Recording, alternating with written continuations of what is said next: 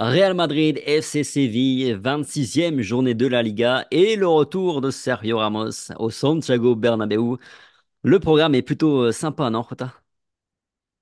Ouais, ça va être un programme sympa, surtout qu'une fête devrait avoir lieu, une fête entre guillemets évidemment, un hommage Hmm. à Sergio Ramos. Donc voilà, je pense que c'est l'occasion de retrouver l'une de nos plus grandes légendes, en espérant évidemment qu'il ne soit pas aussi efficace qu'il l'a été chez nous. Donc, mais voilà, on va essayer de profiter de ce moment et puis de renouer avec la victoire. Ouais, mais d'abord parlons de l'adversaire. Faisons notre petite focus habituel. En l'occurrence, donc cette équipe andalouse qui n'est que 15e de Liga, qui s'est fait sortir dès les poules en Ligue des Champions sans être reversé en Europa League, qui s'est fait sortir aussi en Coupe du Roi face à l'Atlético de Madrid, mais comme nous. Saison difficile globalement pour Ramos et ses coéquipiers. Ouais, saison très très compliquée pour le FC Séville. On avait déjà des prémices l'an passé. Mais là, ça se confirme et il y a surtout une inefficacité offensive qui fait énormément défaut à cette équipe sévillane. Ça va mieux depuis 4 matchs, ils se font invaincus et c'est leur meilleure série de la saison. Donc il y a un peu de renouveau, un peu de mieux. Mais voilà, c'est une équipe qui ronronne, c'est une équipe qui n'est pas à sa place, en tous les cas, selon son histoire. Maintenant, sur le jeu, sur le fond, Séville est malheureusement à sa place parce que c'est vrai que c'est très très compliqué dans plusieurs compartiments du jeu, dans plusieurs domaines, et c'est certainement l'une des saisons les plus compliquées du club andalou. Ouais, une équipe qui manque d'efficacité offensive, tu l'as dit. Défensive aussi, quand même, globalement. 37 buts encaissés en Liga. C'est beaucoup. C'est dans le top 5 des pires équipes du championnat à ce niveau-là. Donc finalement, ils sont un peu à leur place aussi à ce niveau-là. Ouais, clairement, comme je le disais, ils sont quand même à leur place dans le jeu. Il y a pas grand-chose qui se passe. Même à domicile, ils sont pas souverains, alors que c'est vraiment un club qui historiquement a toujours été souverain à domicile. Et c'est plus du tout le cas, en tout cas pas cette saison. Et Sergio Ramos, il a pas en tous les cas renforcé cette défense, même si lui réalise plutôt une saison très correcte hein, individuellement. Mais c'est vrai qu'il y a eu beaucoup de changements. Ils ont connu également beaucoup de blessures. Ils ont encore beaucoup de blessés cette saison. Et voilà, il y a un manque d'effectifs cruel. Et dès qu'il y a 3-4 blessés dans ce FC Sevilla, bah, c'est un peu plus compliqué pour eux et ils en souffrent parce qu'il n'y a pas un mois cette saison où ils n'ont pas eu de joueurs majeurs blessés. Ouais, que ce soit à domicile ou à l'extérieur, effectivement, ils ont plus ou moins le même bilan. Pareil, ils sont entre la 14 et 15e place. Donc vraiment, ce qui est étonnant, effectivement, comme tu le dis, parce que on sait qu'au Sanchez Pizjuán, en règle générale, c'est quand même un terrain où il est difficile de jouer. Néanmoins, c'est vrai que ça va un petit peu mieux dernièrement. Du moins, ils ont arrêté l'hémorragie, puisque là, ils restent sur 4 matchs sans défaite en Liga, en ayant battu au passage l'Atlético. Ils ont battu aussi le Rayo. Ils ont fait match nul aussi à Valence, ce qui est quand même plutôt, c'est mieux, c'est mieux côté Séville. C'est mieux et puis surtout ils ont pris 2 buts en 4 matchs donc là forcément défensivement ils se retrouvent un petit peu. Ils retrouvent un peu de solidité et puis je pense que dans les têtes ça va mieux également. Ramos le disait en interview d'après-match. C'est d'ailleurs souvent lui qui en interview d'après-match, qui prend la parole. Et autant il a été au front lorsque ça allait pas, lorsqu'il donnait raison au public de siffler parce que ça allait pas beaucoup. Là, il avait beaucoup plus le sourire, on le sentait plus libéré. Il a parlé justement de cette libération un peu dans les têtes et que forcément les résultats positifs attiraient les résultats positifs. Et c'est ce qui se passe en ce moment pour eux. Donc, on les rencontre peut-être au pire moment de la saison, mais c'est vrai que c'est un Séville qui va mieux. Ça c'est certain. En-Nesyri est le meilleur buteur de Séville cette saison, en Liga en tout cas, mais seulement 7 buts marqués pour lui. À titre de comparaison, juste comme ça, le Real Madrid a 4 joueurs qui ont marqué 7 buts et plus. Vinicius est celui qui a 7 buts, Rosselló a 8 buts en Liga. Ça démontre à tel point ça manque d'efficacité côté Séville. Est-ce que c'est forcément lui, du coup, le joueur à suivre côté Séville, ou est-ce que tu sors quelqu'un d'autre? Or, peut-être Sergio Ramos pour l'événement. Non, c'est lui parce qu'il a connu en plus 2 dernières saisons assez compliquées où son nombre de buts a chuté. Et là, finalement, d'être déjà à 7 buts dans ce Séville-là, c'est pas si mal que ça. Parce que c'est une équipe qui souffre, c'est une équipe qui est un peu malade, qui se crée pas beaucoup d'occasions. Et et qui a beaucoup de blessés aussi sur les côtés. Je pense à Lamela qui est incertain également pour demain. Donc, il n'a pas énormément de ballons. Dans un match, quand on le regarde, il n'a pas énormément de ballons. C'est pas un attaquant qui décroche énormément. C'est quelqu'un qui va plutôt jouer dans la surface. C'est quelqu'un qui a besoin d'un joueur qui tourne autour de lui. Et c'est un très bon finisseur. Mais oui, c'est quand même le joueur à surveiller, notamment offensivement. On parle toujours de joueur offensif, mais c'est un peu ça le débat. Ça reste le joueur à surveiller parce que c'est quelqu'un qui est très bon dans le domaine aérien. Le Real Madrid a tendance à souffrir dans ce domaine-là. Et puis parce qu'on concède, nous, beaucoup d'occasions de par notre système et notre animation. Donc, ça restera quand même un danger pour le Real. Ouais. Côté Real Madrid, à présent, on sort d'un non-match face au Rayo, j'ai envie de dire, même s'il y a des explications assez simples hein, par le contexte. Voilà, on l'a dit, entre ces deux matchs à l'extérieur consécutifs, tout ça. Un match qui n'a rien d'alarmant en soi. De surcroît, Girona n'a pas profité du faux pas madrilène puisqu'ils ont perdu à Bilbao et on a toujours 8 points d'avance sur le Barça, donc ça va. Ouais, je l'avais dit. J'avais dit que Girona allait avoir un calendrier compliqué. Bon, fallait pas sortir de Saint-Cyr pour le savoir, mais voilà, Girona, c'est quoi? C'est un point contre la Real Sociedad. Ouais, c'est un point sur 9 possible. Donc, on aurait pu creuser encore plus l'écart avec cette victoire face au Rayo.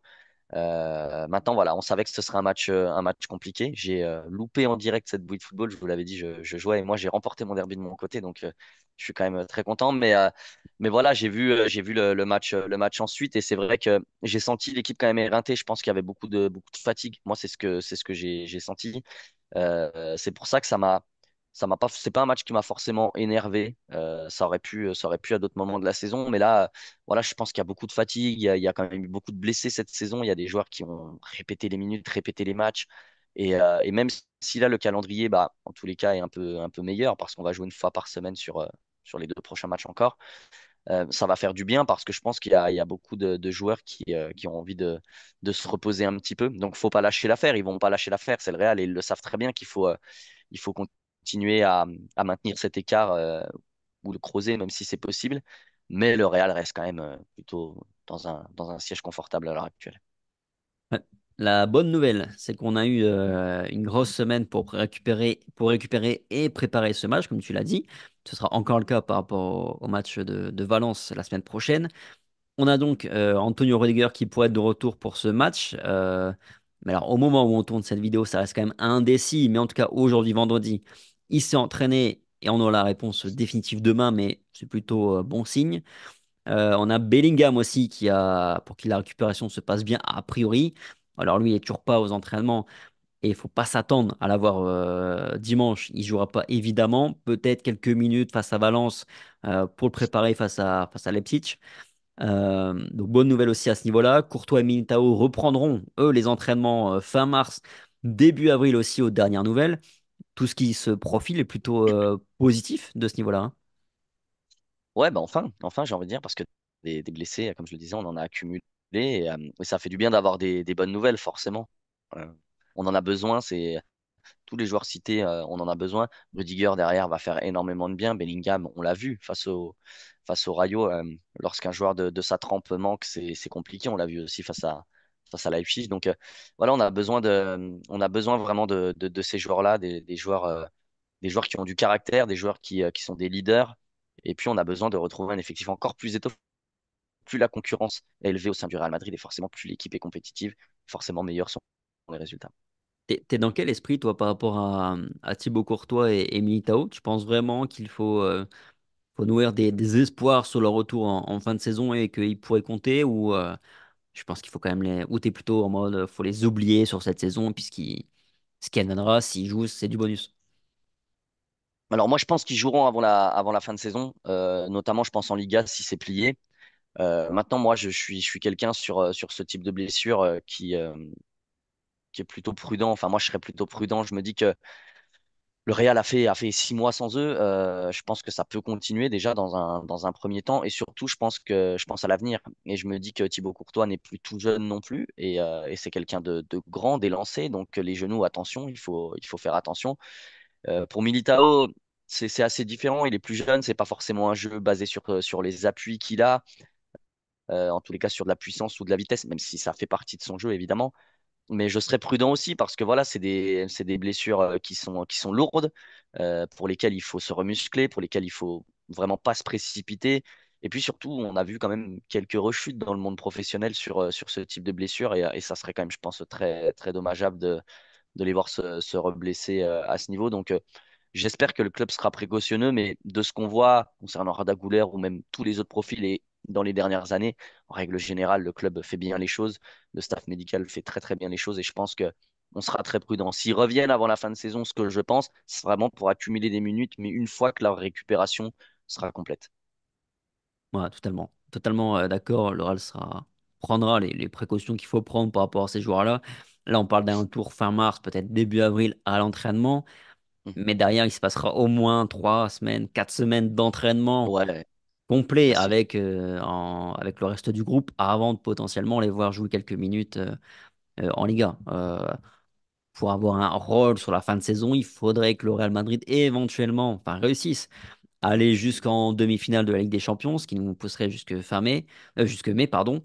Et là, éventuellement, pourquoi pas, on verra bien selon l'évolution, mais je suis d'accord avec toi, je pense qu'il faut plus, qu'il faut pas compter sur ça, il faut plus penser déjà à la saison prochaine pour eux. Par contre, il y a un aspect négatif par rapport au match de demain, c'est les suspendus. Mhm. Carvajal qui nous a pris un beau carton rouge face au Rayo. Camavinga aussi est suspendu, lui, pour accumulation de jaunes. Si en plus Rudiger venait à ne pas être là, est-ce que ça te préoccupe un petit peu ça? Ouais, mais après, est-ce que ça doit plus nous préoccuper que les derniers matchs? On a vu une défense Carvajal-Tchouaméni. Je pense qu'à partir de là, on est prêt à tout. C'est vrai. Tout peut se passer et rien ne va plus nous surprendre dans le 11, je pense. Donc oui, c'est des absences majeures. Camavinga est dans une forme rayonnante. Carvajal, on l'a dit, c'est peut-être même individuellement l'une de ses meilleures saisons sous les couleurs du Real. Donc c'est deux grosses absences. Et encore une fois, on va avoir un adversaire qui est en forme et qui va avoir à cœur de venir gêner le Real à domicile. Donc, il va falloir le plus de force en présence. Et forcément, ces deux absences-là font un peu chier. Hein, on va pas se mentir, hein, vulgairement. Mais voilà, je pense que le Real a aussi de quoi faire. Il y a beaucoup de joueurs qui ont démontré pouvoir pallier aux absences de ces joueurs-là. Notamment, par exemple, je pense à Lucas Vazquez pour Carvajal sur le poste de latéral droit, mais c'était moins fameux le dernier match. Voilà, je suis pas plus inquiet que ça après ce qu'on a vu cette saison. Carvajal, Tchouaméni, putain, fallait le voir venir quand même, ce duo en charnière centrale. Mais je suis d'accord avec toi, hein. L'idéal, ce serait que Rudiger soit là pour positionner Ouais. Tchouaméni devant la défense. Mais sinon, je pense aussi que Carlo, finalement, va nous remettre son double pivot, Cross Fede Valverde, et un duo qui avait quand même, qui s'était bien comporté, une équipe globalement qui s'était bien comportée avec ce duo-là sur la fin d'année 2023, là, quand on avait les deux Français qui étaient blessés, entre autres, hein, parce qu'il y en avait une paire d'autres joueurs qui étaient blessés. Une préférence entre Brahim et Joselu pour ce match, pour accompagner, j'imagine, les deux Brésiliens. Je pense que ce sera Brahim. Maintenant, encore une fois, comme sur la dernière preview, je pense que face à Séville, qui subit quand même pas mal, je mettrai Rossellou parce qu'il est clutch dans la surface, il est en forme et on a besoin de tueurs devant. Donc moi, j'opterais pour Rossellou par rapport à la physionomie de l'adversaire. Mais je pense que Rodrigo sera titularisé aux côtés de Vinicius et que Brahim sera derrière. Je pense que c'est ce que fera Carlo Ancelotti. Moi, j'opterais pour Rossellou, donc je suis impatient de voir la compo. Hmm. Ouais, j'aimerais bien aussi Rosselu. D'accord avec toi, voilà, il mérite. Puis il sort de bons matchs, donc des matchs avec des buts en plus en termes d'efficacité, donc je suis d'accord avec toi. Donc niveau 11, on s'attend plutôt à du Lunin, Vasquez à droite, Nacho et Chouameni ou Rudiger selon la dispo, Mhm. Ferland Mendy sur le côté gauche, Chouameni ou Luka Modric au milieu de terrain selon si Rudiger est là ou pas, avec les deux qu'on a déjà cités, Fede Valverde et Toni Kroos, puis devant Rodrigo, Vinicius, et puis à voir si c'est Joselu ou Brahim qui vient les accompagner.